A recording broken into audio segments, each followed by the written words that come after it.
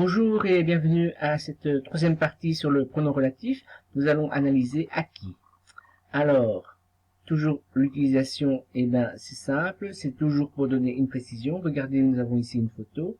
Et donc j'ai un ami, et je vais donner une précision. J'ai un ami à qui je parle souvent. Autre précision, il a un fils, et je vais dire, il a un fils à qui j'enseigne le chinois. Donc, j'ai bien donné une précision ici sur le mot ami et sur le mot fils. Comment ça fonctionne? Donc, acquis remplace un COI, donc un complément d'objet indirect. Particularité, il faut que le verbe s'utilise avec la préposition à. Il y a d'autres possibilités, mais ici, nous allons uniquement nous concentrer sur la préposition à. Donc, j'ai un ami, je pense souvent à cet ami. Dans la phrase numéro 2, à cet ami, il est bien complément indirect du verbe pense. Il est indirect puisque j'ai la préposition à ici, il n'est pas directement connecté au verbe.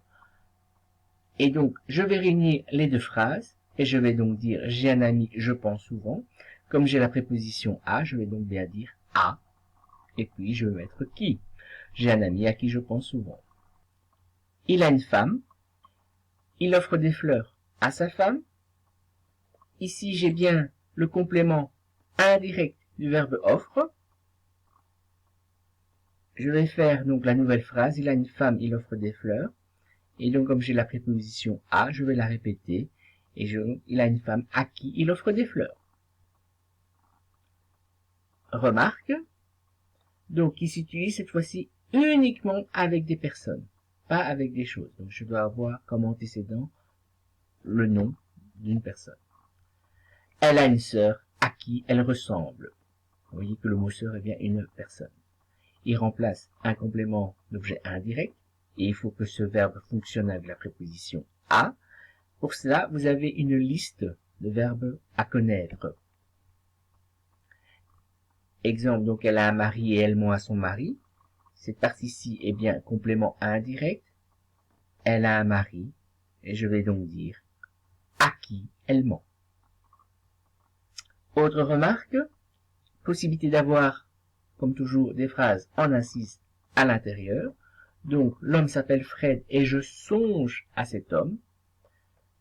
Je vais donc réunir ces deux phrases et je vais dire l'homme s'appelle Fred, mais je vais donc donner une précision et je vais donc dire l'homme à qui je songe s'appelle Fred. Nous avons bien une phrase ici à l'intérieur d'une autre phrase. Une phrase en incise. Exemple numéro 2. La personne est ma mère et je manque à ma mère. Je vais donc réunir ces deux phrases. La personne est ma mère. Je vais donc donner une précision ici. Et la personne à qui je manque est ma mère. Vous avez bien ici l'incise, la phrase à l'intérieur d'une autre phrase. Merci pour votre attention. Comme d'habitude, lâchez un pouce bleu si vous avez apprécié la vidéo. Abonnez-vous à la chaîne et appuyez sur la cloche pour recevoir les notifications.